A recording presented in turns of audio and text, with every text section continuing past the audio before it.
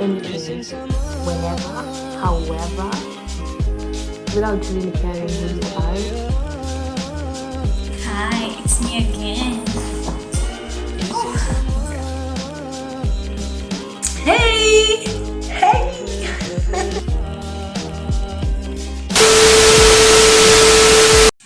Hi! Welcome back to my channel. If you're new here, welcome. Don't forget to hit the subscribe button right down there. Yeah, and let's get straight into the video of the day today. But before we do that, have you caught up on episode 5 about culture shock? The topic of the day today is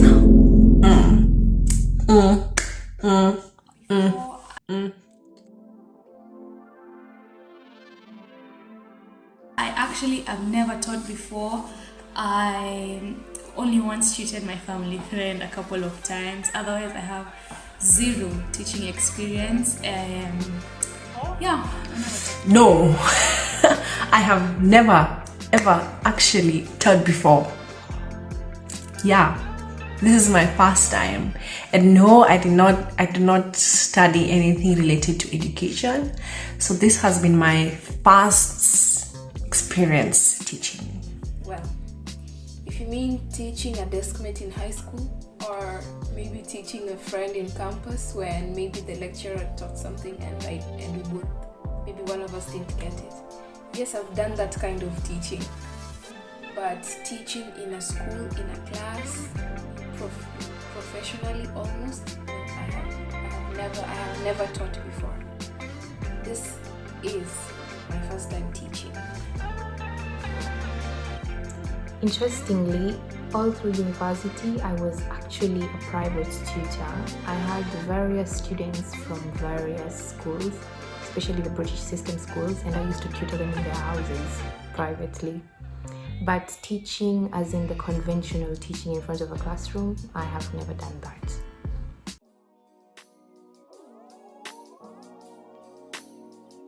So I will answer this in past tense because coronavirus. This put the world in pause. So I used to teach in école primaire, and in école primaire you have level CP, CE1, CE2, CM1 and CM2. And you have, in this level, you have 6-year-olds up to 10-year-olds. I'm teaching in a primary school, and the kids in my school are mostly between the age of 6 to 10 years old. These kids have just started learning English, so they don't know much, and basically I usually just teach them basic English. Yeah, I've never taught before. What level are you teaching? Luckily or unluckily, I got literally all the levels. I teach from primary to high school.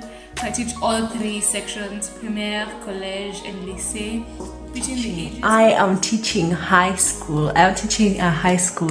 You guys, when I first found out that I am teaching a high school, I was so scared. You know, high school is the time adole. Adole, you know? Ha! Yeah, I was just not ready for that, by the way. When I got high school, I was just like, oh God, what am I gonna do? But it's been so much different. Like, I don't know, it's just not been the kids have been very receptive, very mature. It's just never been as bad or anything as I thought. It has not been crazy dealing with teenagers, at least from my experience. Yeah, ages of 7 to around 20.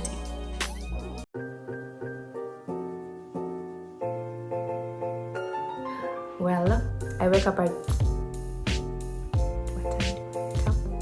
I wake up at 6 a.m. in the morning. I prepare. I'm out of the house usually by 7 a.m. I take my train from Versailles to Paris, then from Paris to my school. Usually lasts an hour. So I arrive at school at around 8 a.m. At this time, I'll probably meet a few teachers outside the school gate smoking. Very usual in France. Sometimes I used to think it was weird, but now I actually stay in and chat a little. Then we get into school. School begins officially at 8:30 a.m. We do it for like 1 hour 30 minutes, and it's already at 10. It's already a break. And this is a time where the whole school smells of coffee, because the French love their cup of coffee. Oh my gosh. So we have a 40 minutes coffee break. Usually I take tea though, the only one. Then after that we go back for like an hour, and then we have another 2-hour lunch break. That is why we say the French do not love working, because there's like a break after literally every hour of class. So this is a long 2-hour lunch break, and usually I eat from the school canteen. And it's nice to eat in the school canteen because you have an entry, the main meal, and a dessert. Is it called a dessert or a dessert? A dessert, yeah. So we have a dessert, we have all three of that, and it's really nice. Then I eat with the rest of the teachers. Sometimes it's awkward, sometimes we actually have stuff to talk about. And since it's a very long break, after that I usually either walk around the town or just stay somewhere and read. And then after the 2-hour lunch break, I have one class left, and that's it for the day. I leave. So a day in the life. Probably I wake up in the morning. I work 12 hours a week. So most of the time, the amount of hours I work would be like 2 or maximum 4 hours a day. So I wake up in the morning, and luckily for me, the teacher who was arranging my timetable gave me a really flexible timetable, meaning I don't have to wake up really early in the morning. So I personally wake up in the morning, let's say around 8. Probably my first lesson will be at 11. So I wake up in the morning, brush my teeth, comb my hair, I take a cup of tea. And then since my school is very, very near me, I can literally see it from my house. I just walk to school. I walk to school, and it takes me like 2 minutes to be in school.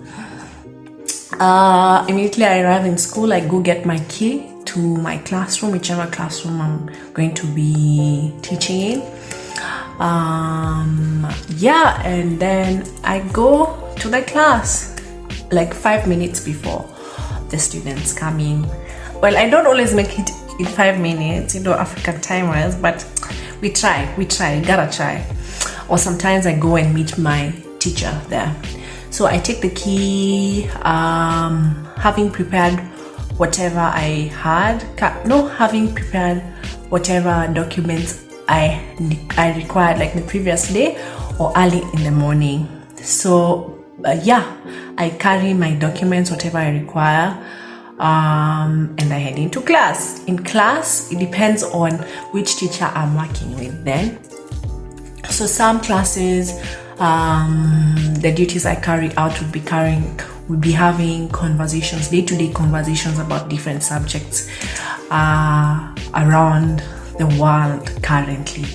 So probably sometimes I'd have conversations with students about women empowerment, or the role of women in the society, or the consumer society. But that's not all my lessons. Some of my lessons I usually have, for example, working with small groups, a group of 15. So most of the time, my classes, the most number of people it can have is 15. Because most of the time, when I'm working with students, I work with half the group, or just like 2 or 3, or a group of 5. So it really depends on the teacher. So I administer the lesson. If, for example, we are working on a play, or we are working in groups, I just go around looking at what each and every student is doing, asking them to speak to me in English, explain to me everything they're doing in English and everything. So after a lesson, which is usually typically 1 hour or 2 hours. 1 hour is typically 45 or 50 minutes. Yeah, so after a lesson that day, sometimes I hook directly into another lesson, or I have like an hour break between. So during this hour break, I go to the teacher's lounge. If I haven't prepared like assignments or printables for the next class, I do that during that time, just to prepare myself, to be on point with everything, and remind myself the things that we were doing before and everything. At around lunchtime, around 12, I come back home for lunch, since I really live near the school, but it's possible to also eat in school. I just sometimes don't choose not to, because I'm really near my house. I have an advantage. Yeah, so I come back home for lunch, and in the afternoon probably I'll have a lesson maybe at 2 or at 3. So I go back, have a lesson again, same thing, group discussions, preparing an oral activity. So most of the times, if I'm having a class, it's mostly an oral activity, 99% of the time.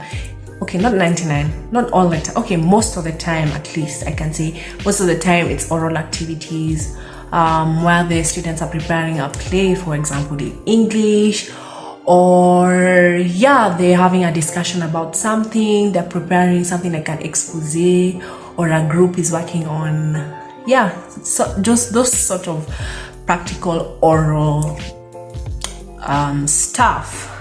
And then at the end of the day,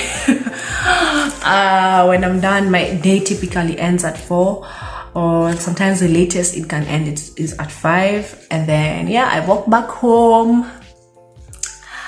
And so in the evenings, to occupy myself, since I found that I was really free, and the best way to make friends is to find activities, I registered myself to do some few activities here and there. So some evenings I'd find myself going for dance classes or playing a sport in the evening. It just depends on which evening it is. Just to keep myself busy. So those events usually starts like around 6 or 7, and then like by 9 I'm having dinner. I eat, I watch Netflix, I have a glass of wine when I'm feeling a bit bougie. For an assistant in quarantine, you eat, drink, sleep, watch a movie on Netflix or Amazon or something. Read if you like reading. Of course, most assistants definitely love reading. And eat again and repeat. Anyways, under normal circumstances, I would wake up at 6 in the morning, prepare for school, have breakfast, catch the tram at 7:30 a.m. I take a long time to prepare, and it would take me about an hour to get to school, and school starts officially at 8:30 in the morning. So I'd have my classes till 10, have a 30-minute break, get back to class at 10:30, have 2 more classes, then lunch hour, 2-hour lunch break, guys. And I would have lunch with my colleagues, with the other teachers. So sometimes I would have my own lunch, or I would eat at the school canteen, which was the best. I loved it. Then we'd go back to class at 1:30. Then I would teach up to 3:30 and catch the bus and go home, or a colleague would drop me at the tram stop. So I would use the tram and the bus because my school is far away. So I need to have to use like 2 means to get there. And that's it about my day. Day in the life really just depends. It's so hard to say like exactly what you do every day, but mostly it's just wake up, get ready, go and teach your first class. I used to teach half the class, especially in college. I'd teach half the class and the teacher would have the other half of the class, and then we'd switch. In high school I used to take a few groups, and in primary I'd teach the whole class while the teacher was there. And then I'd go home for lunch, come back to class if I still had class, teach, and then go back home, just chill, prepare classes for the next day or for the next week or something. Pretty much. And the week was like that. The weekend or Friday or in the evenings, you go see your friends, other assistants, have drinks. We climbed a mountain once. Just different things. There are different things you can do on the weekend. But go out. The weekend is more interesting, I think.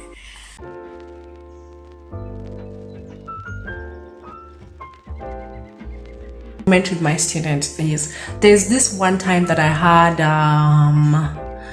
when I first started, I used to have lessons, and then I can only work 12 hours a week, so so there was a time that another teacher came in and they requested for me. So one teacher had to release me for some of the classes that I used to participate in. And after some time, one of the, 2 or 3 of the students come up to me and they're like, "Hi Joy, why did you stop coming to our English classes? What happened? Are you never coming?" And I was just like, "You guys miss me?" It's like, "Yes, we really, really, really miss you. You need to come back. Lessons with you were so much fun." And that just touched my heart.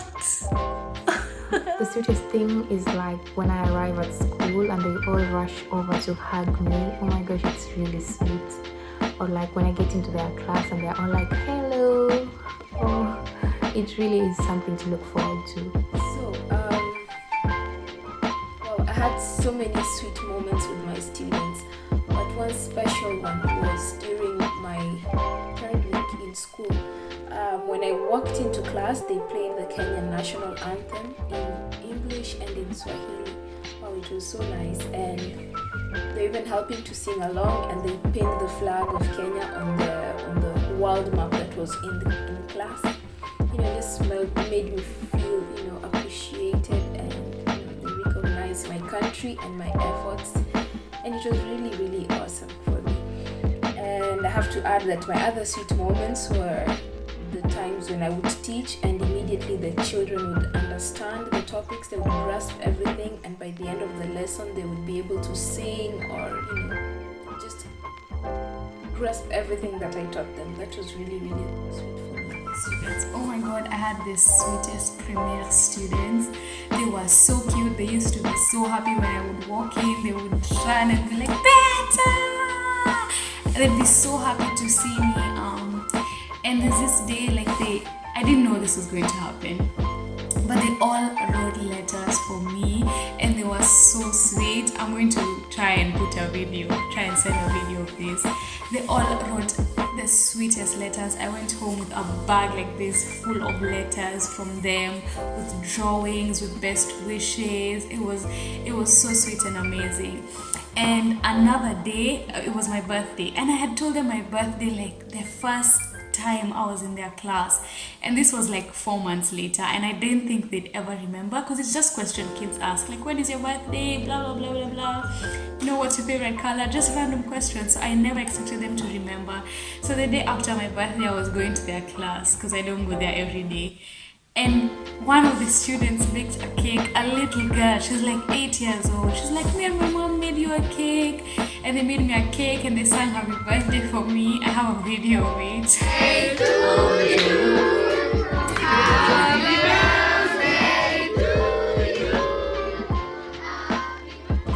So I had the sweetest premier kids. They were always so sweet, and to me primary was just the sweetest place to be, because they just show you all the love in the world and you just feel like you're doing something right. They were the best, the sweetest kids ever.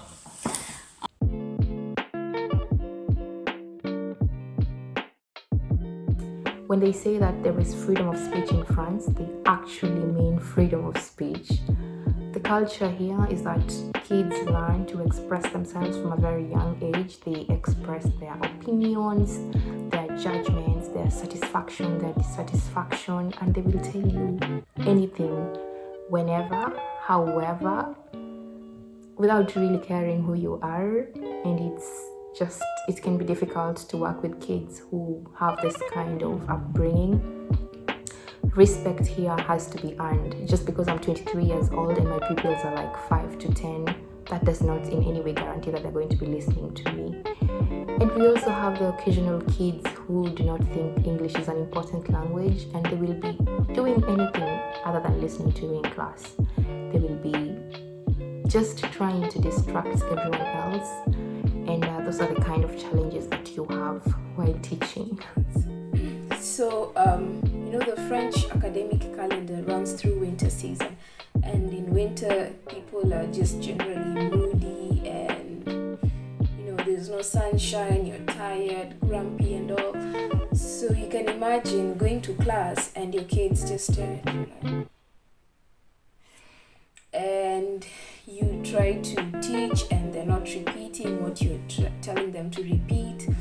So yeah, that can be a bit frustrating, especially after spending all your energy and taking your time to prepare the work that you're trying to teach them. And also when you're in a class that is not literally not listening to you, not because they are dull or feeling tired, but because they just don't feel like learning English on that day, or maybe they just feel like English is not important. So it makes communicating very hard, even for the teacher who is in charge of that class, and you can get very, very frustrated sometimes. My worst moment with a student was when,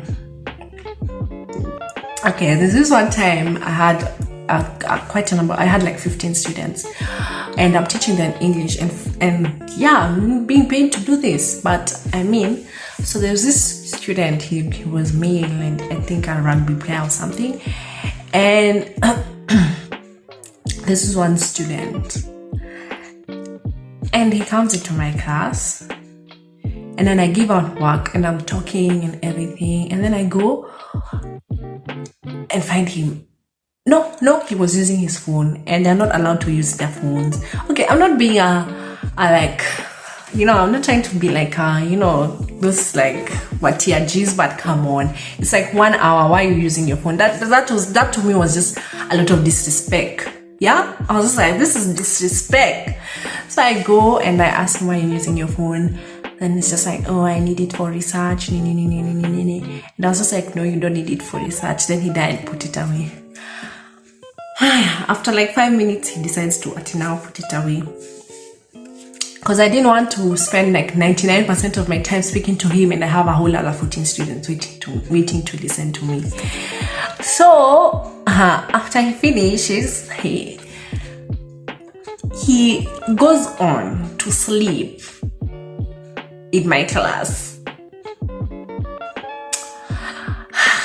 Man, I'm sorry to my chemistry teacher, my biology teacher, my physics teachers.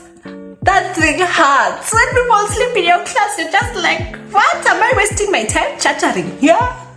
Hey, so of course I'm just like, first you use your phone, and then you're coming to sleep. So I go try and wake him up. What? Wake him up. Hey, this young boy does not wake up, as in literally. And I was just like, what? This one, I cannot. I just left him alone, but he refuses, like literally.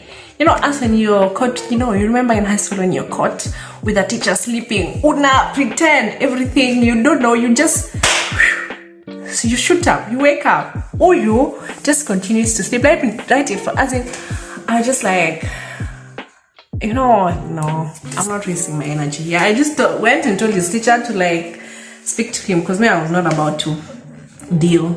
And then here,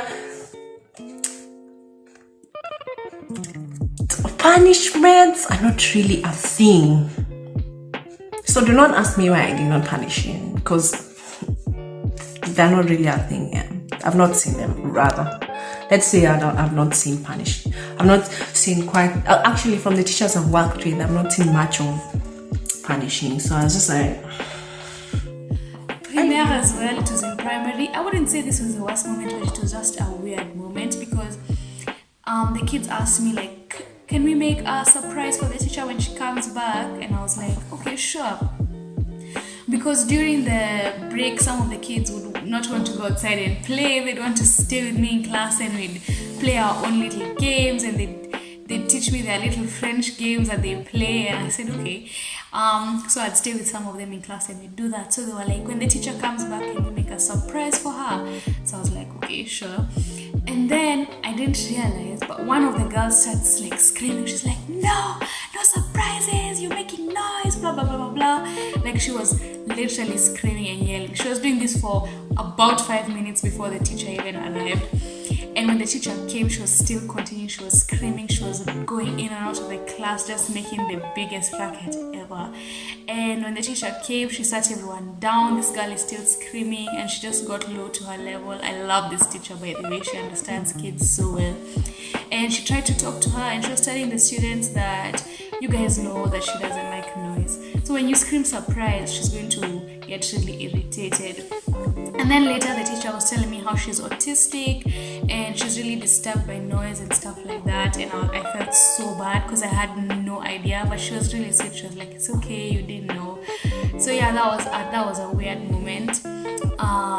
But yeah, she managed to calm down, and at the end of it I understood the situation because she really didn't like the noise, so it made sense why she was screaming. Although it's kind of ironic because she was the one screaming, making all the noise. But yeah, I get it. And yeah, it was just really weird, but the teacher was like, it's okay, you didn't know. Yeah, she was really nice to me about it. Worst moment, like, that was not the worst, but the worst moments I think in college. I really didn't like that age group. I like the younger ones and the older ones, but the ones in between, I didn't like them. They were so noisy. They wouldn't listen. They'd throw things at each other in class. They were always fighting, asking to change places. They were just, some were sweet, but some were so stressful. And I think those are the worst moments I had in class.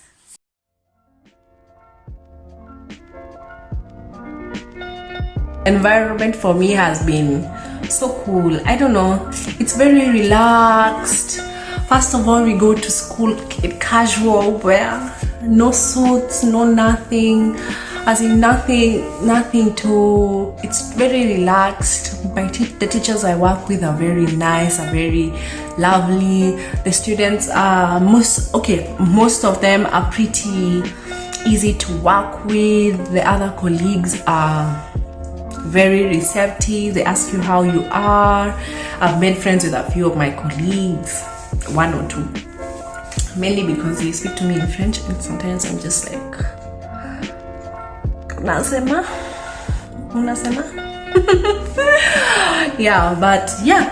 But the work environment it's a very conducive work environment. I enjoy where I work.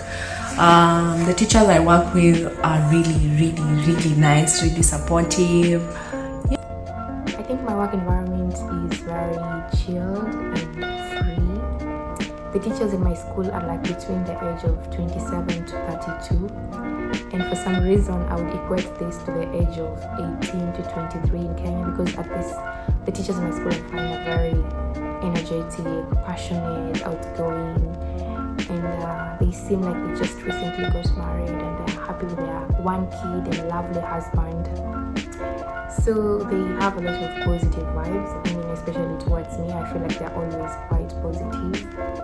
Then I appreciate that within the school, teachers dress really freely. There's no such thing as official wear, so they always look really good.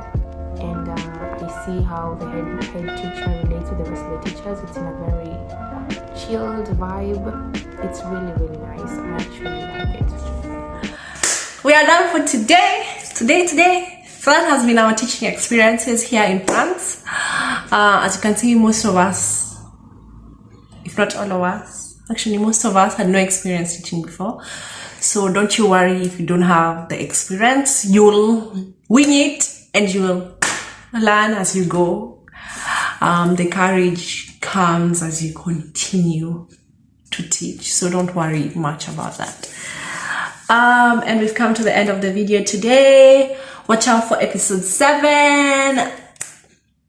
And if you haven't subscribed, just go down below, hit that red subscribe button, and I will see you in the next video. Bye!